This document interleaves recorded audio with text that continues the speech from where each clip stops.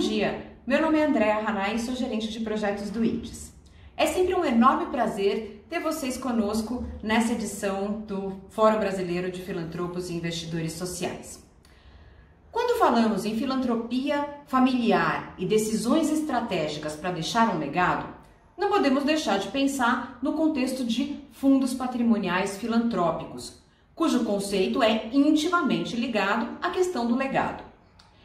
Desde a aprovação da lei dos fundos patrimoniais filantrópicos, o IDES já apoiou e já conheceu dezenas de iniciativas de organizações da sociedade civil e instituições públicas no sentido de constituírem os seus fundos patrimoniais. Porém, o movimento de famílias em torno da constituição de fundos patrimoniais ainda é muito tímido.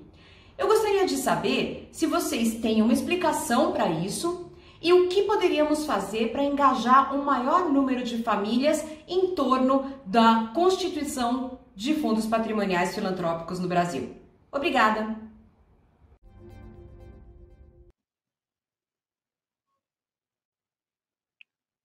Olá, bom dia. Meu nome é Juliana Ramalho, eu sou sócia da prática de organizações da sociedade civil, negócios sociais e direitos humanos do Mato Filho Advogados. Gostaria muito de agradecer o IDES pelo convite, pela organização desse evento, é sempre um prazer participar desse fórum. E mais ainda, moderar essa mesa daqui hoje. Em 2020, com a pandemia, presenciamos um recorde de doações. De acordo com o monitor de doações da BCR, cerca de mais ou menos 6,5 bilhões foram destinados para ações de combate à pandemia. Desse montante, mais ou menos 4% veio diretamente de famílias. Além disso, grandes empresas no Brasil têm um controle familiar. E assim, parte do percentual do investimento empresarial em filantropia também pode ser atribuído a decisões familiares. O senso de urgência da pandemia impulsionou um aumento do interesse das pessoas em ampliar seu conhecimento acerca da filantropia e de como praticá-la de uma forma mais estratégica e transformadora. É aí que se insere a discussão acerca do legado familiar. E aí surgem algumas perguntas. O que favorece e o que dificulta esse movimento? Existe clareza sobre os caminhos que podem ser tomados? Eu devo formar uma associação, uma fundação? Crio ou não um fundo patrimonial, conforme já foi levantado pela Andréa?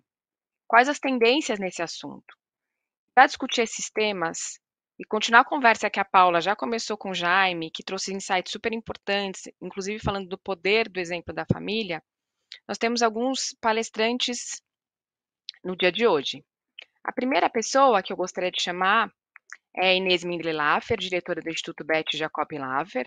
Vai ser seguida pelo Dr. José Luiz Setúbal, presidente e instituidor da Fundação José Luiz Egídio Setúbal, e em seguida do Renato Berhoft. E eu não sei falar o seu sobrenome, Renato, você me desculpa, depois você fala para o público. Consultor e especialista em sucessão e empresas familiares. Cada convidado vai falar por mais ou menos uns 5 a 7 minutos e depois a gente vai abrir para as perguntas e podem perguntar. Então, começando aqui nosso painel, eu chamo a Inês. Inês, a palavra é com você. Obrigada, Juliana. Bom dia para todos e todas. É um prazer estar aqui. É um prazer para mim estar no Fórum do IDES, que é o lugar onde eu comecei a minha carreira no terceiro setor, no começo dos anos 2000, primeira metade dos anos 2000. Então é sempre bom voltar aqui para o lugar que eu acho que é um pouco a minha casa. Estava ouvindo as palestras antes do nosso painel, antes das sessões paralelas, e fiquei pensando, da vontade de mudar totalmente o assunto, porque acho que teve muitas discussões interessantes, muitos insights interessantes e uma abertura aí para várias questões, mas vou me ater aqui ao tema da mesa. A encomenda que me foi feita era para contar um pouco do nosso processo de tomada de decisão familiar e de enfim, como é que foi que a minha família veio montar uma fundação, um instituto familiar, e como é que eu entrei nesse lugar. E acho que assim, o Instituto Beth Jacob Laffer, ele existe há quase 10 anos, esse ano a gente faz 10 anos de instituto. A gente começou a estruturar um pouco melhor o escritório da família, e a partir dessa estruturação, a gente pensou em fazer uma iniciativa organizada e mais perene de investimento social. E como eu já vinha de uma uma experiência também no próprio IDES de montar institutos e fundações, já tinha passado por uma fundação familiar, nada mais natural de que essa tarefa coubesse a mim, né, a liderança dessa estruturação coubesse a mim. Eu acho que, assim, quando a gente pensa em filantropia familiar, eu acho que a gente tem que pensar que, assim, as famílias não são lugares homogêneos, assim, né? As pessoas de uma mesma família partilham de valores, partilham de uma cultura, mas elas pensam diferente, elas têm interesses diferentes. Então, eu acho que o desafio de uma iniciativa familiar também é sempre encontrar um lugar onde as pessoas estejam confortáveis de dizer, bom, isso aqui é da nossa família e a gente se sente representado aqui. Então, eu acho que ou a gente sente que os nossos valores, ou a nossa cultura, ou o legado da nossa família segue com essa iniciativa familiar. Eu acho que na minha família a gente tem uma situação que eu acho que não é a mais usual, que a iniciativa, ela partiu da minha geração, que não foi a geração que herdou, que fez, né, o recurso da família. Então, eu acho que isso também demandou um processo um pouco diferente de tomada de decisão e de escolha do tema. Eu acho que hoje, assim, nesses 10 anos, eu vejo que a gente conseguiu encontrar um lugar estratégico de atuação, um lugar onde as pessoas, nem todo mundo participa da mesma forma, mas acho que a gente reconhece os valores da família no Instituto, né? E fiquei pensando muito, como o IDES vem trabalhando muito o tema dos fundos patrimoniais, eu fiquei pensando o que falar sobre isso quando a gente olha para o universo familiar e para o universo de um instituto como o nosso, que é um instituto que não tem um orçamento anual alto, mas que eu acho que tem um papel, assim, acho que a gente tem conseguido ocupar um espaço interessante no campo da filantropia e do investimento social. Eu vejo, assim, acho que a questão do fundo patrimonial que a Andrea levantou na pergunta no vídeo, eu acho que depende muito, né, do montante disponível, né, quanto é que as famílias estão dispostas a doar para o campo social, e qual é a segurança que as famílias têm em termos de objeto e certeza do que querem fazer, porque os fundos, eles, enfim, perenizam um pouco a ideia e a proposta de onde você vai investir, e ao mesmo tempo também, quando você monta um fundo, você abre mão não só do rendimento, mas também do principal, e quando você não tem um fundo, você pode, né, você não precisa dispor de tanto recurso. Então, eu acho que o movimento de famílias é tímido em termos de montagem de fundos, um pouco por isso, um pouco porque acho que as famílias também precisam de um tempo para tomar decisão, experimentar, escolher seu foco, e por outro lado, pela disponibilidade financeira mesmo. Eu sei que dá para fazer fundos menores, enfim, também com impacto, mas eu acho que tem muito a ver com montante.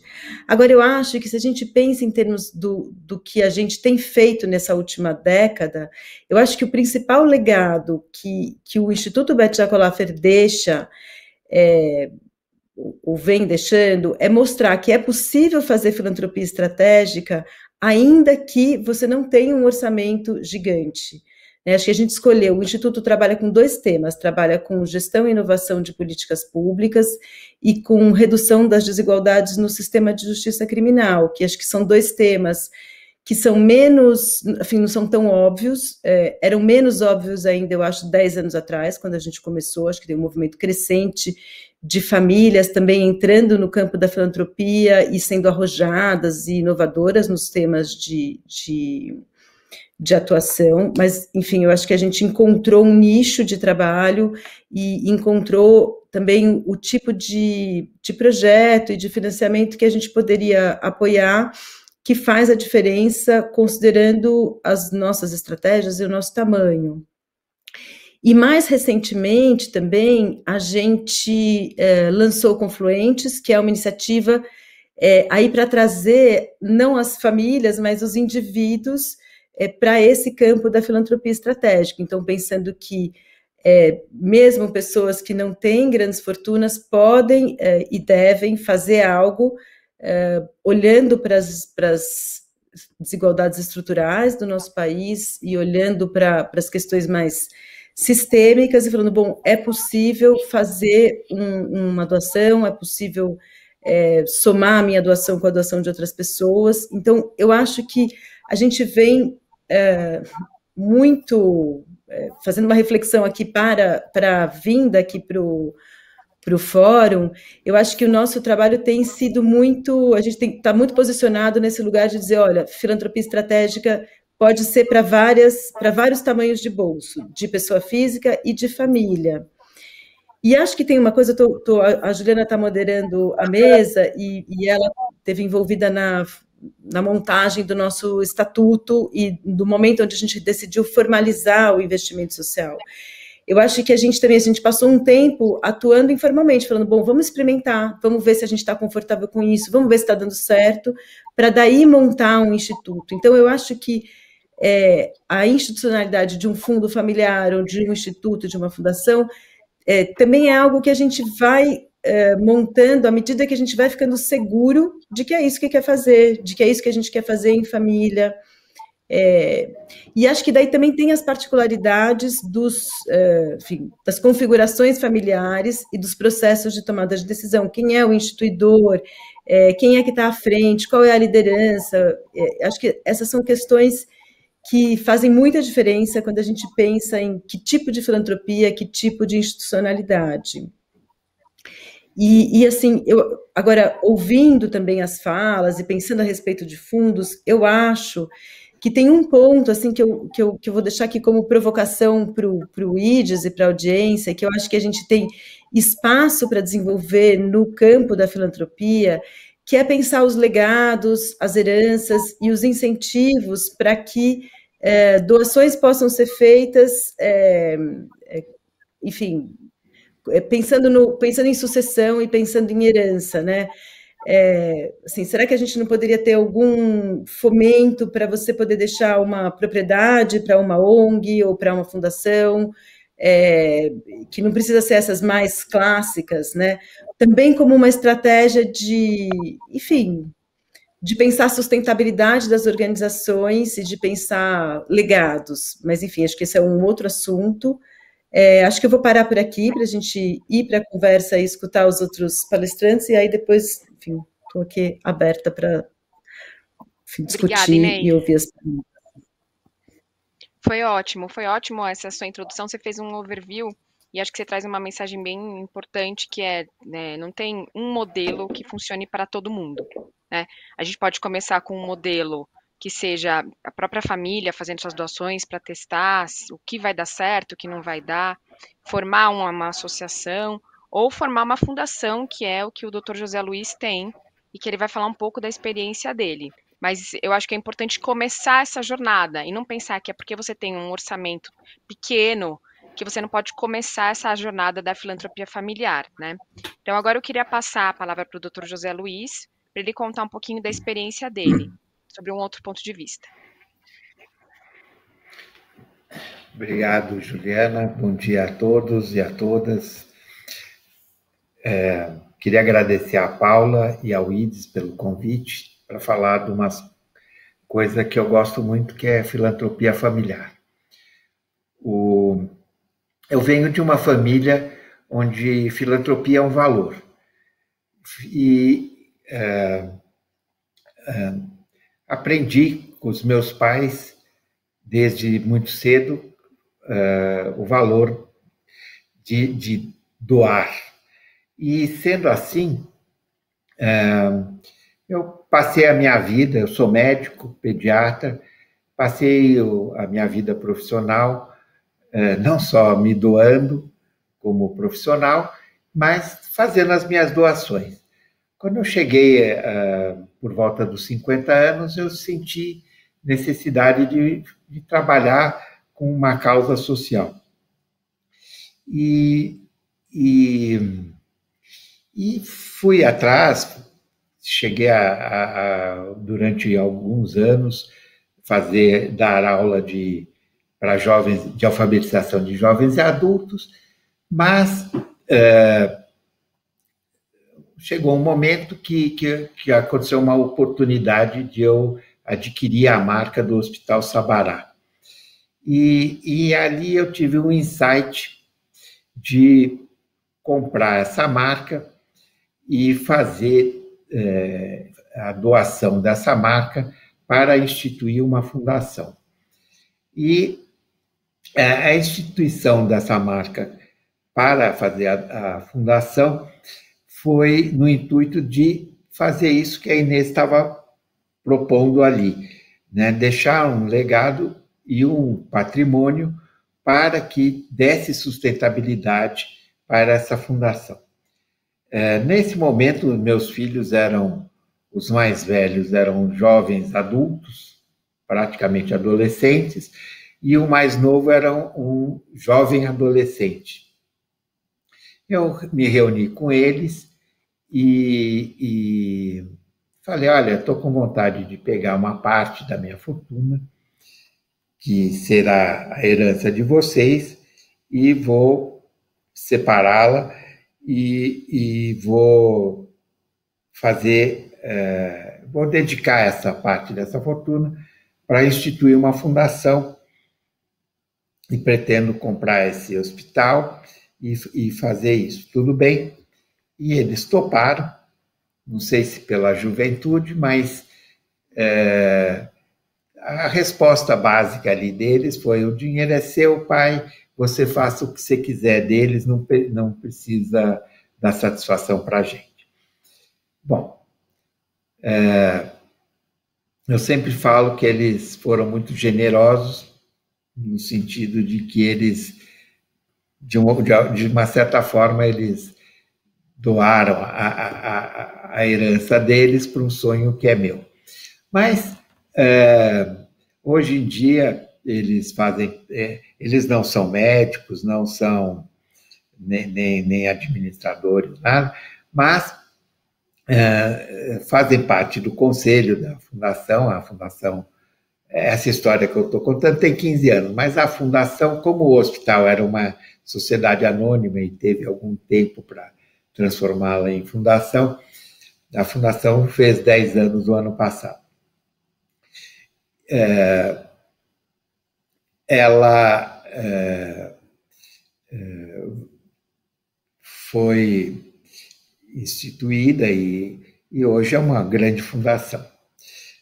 O hospital cresceu muito, ganhou muito valor, muito maior do que eu sempre imaginei. Naquele momento, o hospital geraria uma renda suficiente para manter uma ONG. Hoje ela é uma fundação muito importante e que gera muitos recursos, um orçamento bastante grande, e o hospital é um hospital de sucesso e vai gerar mais recursos ainda e vai ser cada vez maior. Mas, pegando aí o tema dessa mesa aí, que proposto pela Andréia, sobre fundos patrimoniais, é outro tema que eu gosto muito. Fiz parte aí do lobby que fez campanha para a instituição da lei dos fundos patrimoniais durante muitos anos.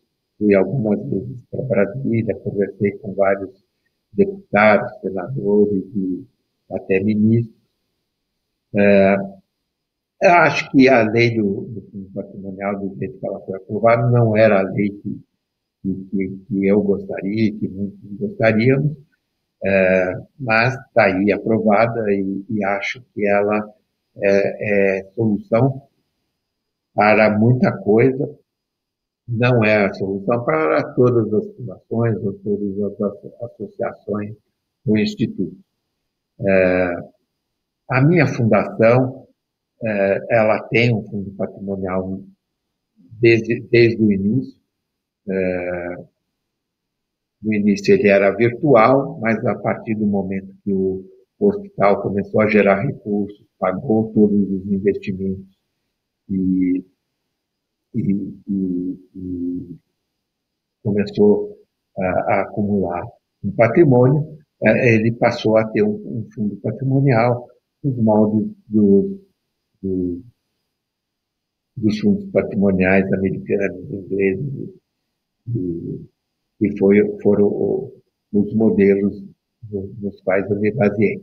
Mas e existem outras fundações no Brasil que têm fundos patrimoniais mais antigos. Mas eu acho que é a solução para as grandes universidades, para os museus, para as orquestras e para fundos familiares. Eu tenho uma outra instituição que eu instituí, que oferece bolsas para alunos carentes, para alunos de medicina, e que tem hoje um patrimônio de quase 7 milhões e que é um fundo patrimonial e que distribui as bolsas, são bolsas restituíveis, então ele não precisa ter um valor muito grande para funcionar. Então, mas funciona razoavelmente bem. E assim, acho que, para terminar, a filantropia familiar no Brasil, ela está se mudando um pouco, mas até alguns anos ela ocorria de forma muito através das empresas familiares. Essas empresas, muitas foram vendidas e as famílias acabaram fazendo fundações ou institutos, mas hoje em dia, como o caso da Inês, fizeram fundações familiares. Então, está havendo um deslocamento para fundações familiares, o que eu acho muito bom. Obrigada, doutor José Luiz. Obrigada por esse ponto final também. Acho que tem, de fato, um deslocamento do dinheiro, né, das empresas familiares para as famílias. E achei muito interessante 2 pontos que o senhor fez. O primeiro, falar dessa conversa que o senhor teve com seus filhos, né, da importância de envolver as outras gerações, e que a iniciativa foi sua. Diferente da Inês, né, que a iniciativa foi da geração dela. Então, a gente já tem uma diferença importante, o que significa dizer, mais uma vez, o que reforça o que eu falei antes, não existe um modelo ideal, né? Vamos começar, mas não existe um modelo ideal. E o outro ponto é o ponto justamente do fundo patrimonial, que o senhor falou do fundo patrimonial da fundação do senhor, que é um fundo patrimonial interno, né, nos modelos antigos, e a gente tem esse novo modelo de fundo patrimonial baseado na lei, que é um modelo que tem que ser cada vez mais incentivado e utilizado. Mas são 2 modelos que, na verdade, são instrumentos, bons instrumentos para essa filantropia familiar. E agora eu queria passar a palavra para o Renato, que vai falar o sobrenome dele para a gente e vai falar um pouquinho sobre a experiência dele, não como parte de uma instituição familiar, mas sim como um consultor que ajuda algumas famílias. Obrigada, Renato. Ok. Eu estou sem imagem aqui, não sei se eu também estou sem imagem. Eu também. Estou sem imagem. Não sei se foi encerrado. Produção. Tá. Bom, de qualquer maneira, mesmo que seja apenas som, em primeiro lugar, a minha visão, evidentemente, vem como consultor, que lida com a temática de sucessão em empresas familiares há 46 anos. E é extremamente interessante, Juliana, Inês, José Luiz, a visão que vocês apresentam me parece extremamente interessante, porque são, evidentemente, 2 histórias de origem diferente, como todas, né? Eu acho que a questão da empresa familiar no Brasil tem algumas peculiaridades que, na minha opinião, são importantes até para incentivar a questão da filantropia. Em primeiro lugar, a maioria das empresas familiares no Brasil foi fundada por imigrantes ou filhos de imigrantes. Ou seja, são pessoas que vieram com uma mão na frente e outra atrás, eu estou falando da maioria. Claro que nem estou. Tem imigrantes e migrantes, né? Sejam italianos, alemães, japoneses, etc., etc., né? Libaneses.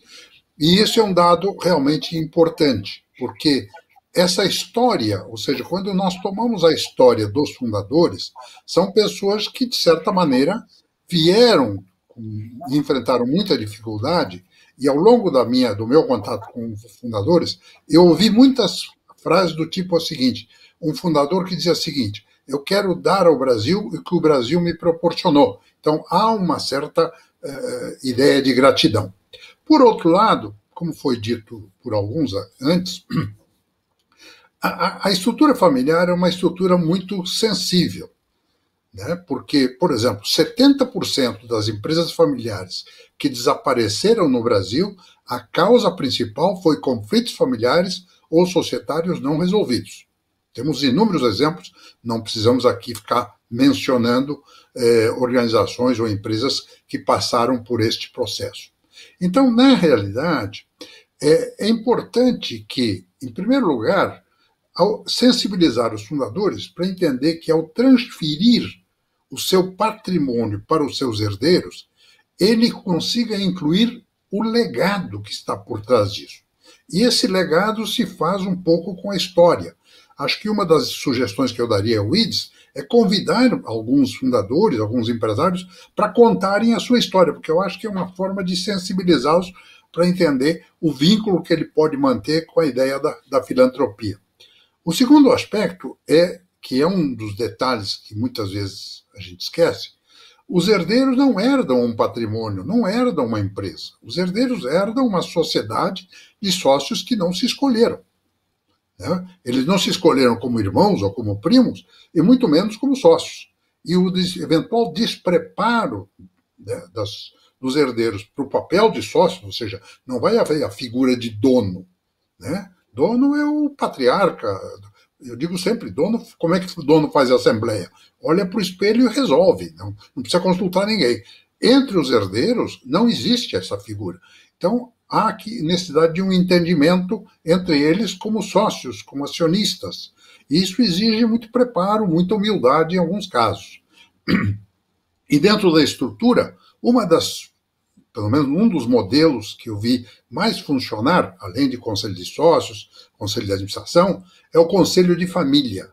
Ter um lugar, uma instituição, onde as questões familiares são discutidas. E é no conselho de família onde a ideia da filantropia, a ideia do compromisso social, do olhar para a questão da sociedade, cabe. E exatamente, quer dizer, eu vejo, no caso da Inês, a ideia de uma herdeira que assume esse papel, e há vários outros casos, como no caso do José Luiz, é um fundador, é alguém que começou ou iniciou um patrimônio. Então, na realidade, eu diria que vale a pena, e o IDES pode fazer um trabalho desse junto a empresários, no sentido de sensibilizá-los, né? Tanto os fundadores, com as suas histórias, como os herdeiros, para entender o seu papel no sentido de, e agora, no momento que estamos vivendo, onde a desigualdade ficou muito mais evidente, se desnudou ainda mais, toda essa questão tem sido colocada, e o IDES tem feito um trabalho sensacional, como outras instituições, então vale a pena realmente colocar esse tema, e acho que uma das formas é justamente envolver um pouco as empresas ainda de controle e gestão familiar, ou seja, o patrimônio é detido por uma ou mais famílias, porque nós temos empresas unifamiliar, que é uma família, ou multifamiliares, são 2 ou 3 famílias que começaram esse negócio. Então, a minha única colocação é de ter percebido ao longo da história vários exemplos e vários casos de fundadores que conseguiram transferir aos seus herdeiros não apenas o patrimônio, mas um legado, e esse legado se faz através da história, através dos princípios, dos valores e da dedicação a isso. Esse é o que eu gostaria de colocar como alguma reflexão adicional ao que já foi colocado pela Inês e pelo José Luiz. Obrigada, Renato. Acho que você traz aí um super desafio, né, quando a gente está falando de filantropia familiar, que é passar, né, o legado para as outras gerações, para não deixar que aquilo seja do instituidor ou de uma geração, né? Como é que você passa adiante, né? Qual é essa força do exemplo que o próprio Jaime trouxe? que o exemplo, ele carrega mesmo as pessoas, você tem que construir essa história. A gente recebeu algumas perguntas do público, e eu queria fazer para vocês, vamos ver quem de vocês pode pegar, acho que qualquer um poderia responder. Como vocês enxergam, é da Andrea, mais uma da Andrea, como vocês enxergam o movimento da filantropia familiar em torno da formação de parcerias e colaborações com outras iniciativas e setores filantrópicos? Vocês veem isso acontecendo? Como que vocês enxergam isso? Pode falar, doutor José Luiz. Bom, a fundação, todos os projetos dela envolvem parcerias.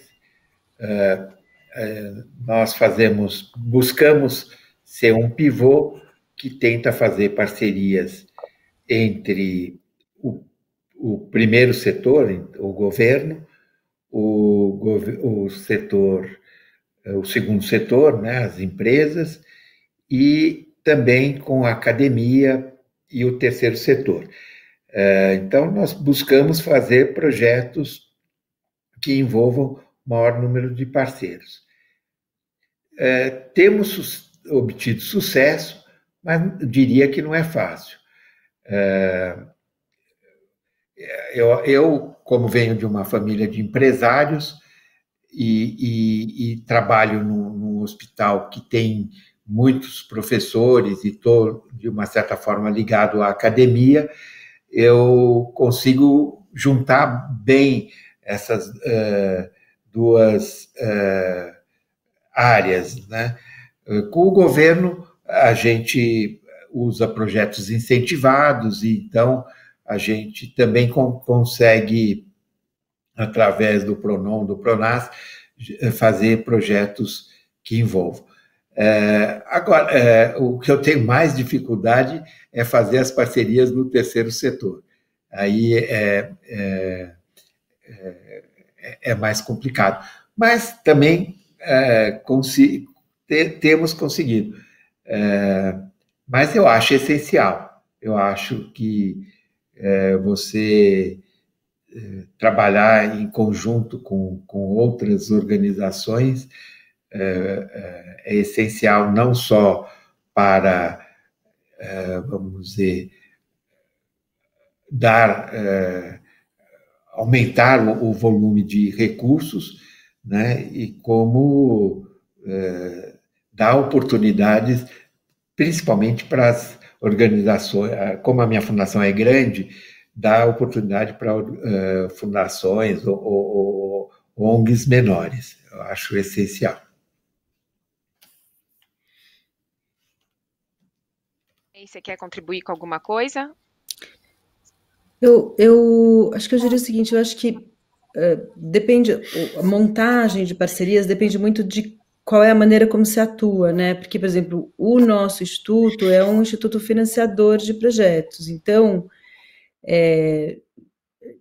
tudo assim, nossa estratégia principal é ser um doador de recursos. Mas eu acho que assim, é muito difícil você estar no campo sem se articular com o campo filantrópico, porque, por exemplo, muitas vezes a gente faz cofinanciamentos ou busca financiamentos complementares para estratégias que a gente não consegue bancar totalmente. O Confluentes é uma iniciativa também feita junto com outros institutos e fundações. Então, eu acho que o lugar da parceria enfim, com outros setores depende muito do objeto de atuação e da maneira como se atua. Mas, enfim, acho que é isso. Eu colocaria que perdão. Não, pode falar, Renato. Eu ia perguntar se você quer falar alguma coisa. Não, eu entendo, ouvindo os depoimentos, né? Eu entendo de que cada vez mais as áreas de filantropia vão ter um foco. Por exemplo, vou pegar um tema. O aumento da longevidade hoje é um dos grandes desafios do século XXI. E o apoio a idosos, a toda a temática relativa à longevidade, é uma temática bastante nova, delicada, importante. Como também a área de educação, ou seja, há vários aspectos que podem. O que me parece interessante é você ter complementaridade entre instituições que focam a distintos públicos e atendem a distintos públicos, porque, evidentemente, a demanda é muito grande e vivemos, inclusive, uma fase onde isso está muito, muito evidente. Posso complementar uma coisa? Eu acho que assim, quando a gente olha, por exemplo, a gente fez uma avaliação do trabalho nos últimos anos. Acho que claramente o impacto, especialmente porque a gente trabalha em áreas complexas, com impacto de longo prazo, sistêmicos, etc., eu acho que o impacto ele também é gerado pela soma de uma série de parceiros, né? Não só as organizações que a gente apoia, as políticas públicas, mas também o financiamento de outros institutos e fundações que atuam em áreas congêneres. Então, eu acho que se a gente faz uma lente mais ampliada, a gente vai ver que a parceria não é só a parceria em um trabalho, mas também uma parceria no sentido de pensar, bom, o que é a agenda principal, prioritária no momento, e como é que as ações das diferentes fundações e institutos se complementam, né? Eu acho que esse também é um assunto, assim, um elemento para ser levado em consideração. Oi, Inês, só continuando com você, que você trouxe uma coisa que o Jaime trouxe, que é a questão da mensuração. Você acha difícil mensurar esse impacto? Acho. Não, acho muito difícil. Mesmo. Não, é porque eu acho que assim, tem áreas de atuação que é mais fácil você ver o resultado. Assim, em educação é muito claro qual é, assim, quantos alunos saíram, qual é o resultado, você mede. Acho que em saúde, em determinados campos da saúde também é mais fácil de você dizer qual é o impacto, qual é a relação custo-benefício. Agora, quando você trabalha com advocacy, com mudança legislativa, com problemas altamente profundos, é difícil você dizer, bom, foi a nossa intervenção, né, ou foi o nosso financiamento que resultou nesse impacto, e ao mesmo tempo, às vezes a gente tem estratégias muito bem montadas em termos de, assim, eu acho que a advocacy é o melhor exemplo para dizer, bom, será que teve impacto, não teve impacto, vale ou não vale a pena? Porque às vezes você tem uma agenda, uma organização trabalhando muito em prol de um tema, mas perde, né, no Congresso. A lei não passa, ou a lei retrocede, ou ela não ganha o jogo, não ganha a batalha, mas não quer dizer que ela tenha feito mal feito, ou não quer dizer que você não precise fortalecer a sociedade civil para marcar a posição, ou para fomentar certas ideias e certos debates. Então, eu acho que sim, é difícil, eu acho que precisa de da mesma maneira que quem faz investimento de impacto tem essa coisa de você pensar o seu impacto com mais prazo, eu acho que quem trabalha com esta filantropia mais sistêmica, olhando para problemas altamente complexos, também talvez tenha que olhar para os seus resultados com uma lente diferente do que é só a relação custo-benefício, ou talvez ter mais paciência para um impacto de mais longo prazo, que a própria Selma estava falando no começo do dia, na plenária, na primeira plenária. Doutor José Luiz, quer complementar? Levanta a mão. Acho que o terceiro setor, ele não está mudando, mas ele, nesses 15 anos que eu me dedico à filantropia, ele mudou muito, mas ele não está, e ainda não está acostumado a medir impacto. E eu sou médico, e hoje em dia, vamos dizer, essa discussão toda sobre ciência está trazendo muito essa discussão. Medir impacto é o que a ciência faz, tá certo? É uma questão de metodologia. Você pode ter metodologias para medir o impacto do advocacy, não necessariamente o sucesso do advocacy, mas medir o impacto do advocacy. O que eu vejo, e eu sou conselheiro e fui conselheiro de muitas fundações, muitas ONGs, e eu sempre bato na mesma tecla. porque muito do que se mede de impacto é quantitativo e não qualitativo. E a gente precisa medir muito mais o qualitativo do que o quantitativo, né? Eu não vou me estender, porque aqui poderia falar horas sobre isso, mas é uma questão de metodologia. E nos Estados Unidos se mede advocacy. Sucesso de advocacy. E não é necessariamente se a lei foi aprovada ou não. Renato, você quer falar uma acho coisa? que eu vou marcar Eu só queria uma conversa para saber mais. Eu acho que uma gradativa incorporação que está havendo de gestores, pessoas com uma experiência de gestão, e aliando exatamente a questão de quantidade e qualidade, eu entendo que isso possa ser bastante útil no sentido também da mensuração dos impactos e dos efeitos das ações sociais. Obrigada. Ótimas ponderações. A Inês até quer marcar uma conversa depois, né, com o Dr. José Luiz para falar sobre isso. A gente está chegando no final. A gente está chegando no final do nosso painel, e aí eu tenho uma pergunta final para vocês fazerem 1 minuto de consideração cada um, tá bom? A pergunta é a seguinte: o que vocês consideram como o melhor mecanismo para conciliar a pluralidade de causas e as diferentes gerações envolvidas na filantropia familiar para obter decisões mais estratégicas?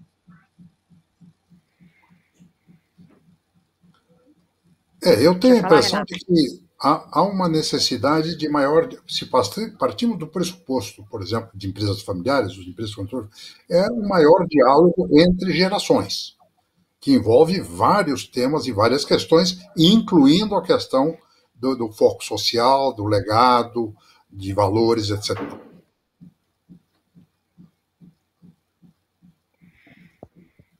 Querem falar? Inês, Dr. José Luiz?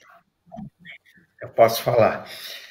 Eu acho assim, pensando numa família que tenha muitas causas, eu acho que ela tem que escolher uma. A vida é feita de opções. E, infelizmente, vai ter que escolher uma. Se dedicar a muitas, não vai se dedicar a nenhuma. Ótimo. Acho que com certeza a pulverização não leva ao impacto, né? Acho que é difícil, mas eu acho que a causa, eu acho que na filantropia a causa tem que falar com o coração, sabe? Eu acho que a gente tem que pensar, conseguir escolher uma causa que fale com a vontade das pessoas e que fale com a vontade também de quem carrega o piano, né? Porque no final das contas sempre tem alguém que lidera, ou um grupo de pessoas que lidera. Então acho que é importante não conversar a necessidade, sabe, combinar a necessidade social com a paixão, com o amor, com a vontade, né, com o desejo de seguir adiante com aquela iniciativa e com aquela doação, né? Muito obrigada, Inês, e foi muito boa essa sua palavra final, que é a importância de combinar o coração com esse legado, com a filantropia familiar. Acho que realmente a gente tem que reconhecer os valores da família no veículo que você criar, seja ele uma fundação, um fundo patrimonial, seja ele a empresa, né? Acho que a gente tem que reconhecer os valores lá dentro. Gostaria de agradecer muito a vocês três pelos insights, por essa conversa. Acho que a gente poderia ficar aqui mais um tempo, mas não dá, acabou o nosso tempo, infelizmente. E queria agradecer a todos os participantes pelas perguntas e por estar aqui conosco nessa manhã. Continue participando do fórum, é um prazer ter vocês aqui com a gente. Obrigada. Obrigada. Obrigado.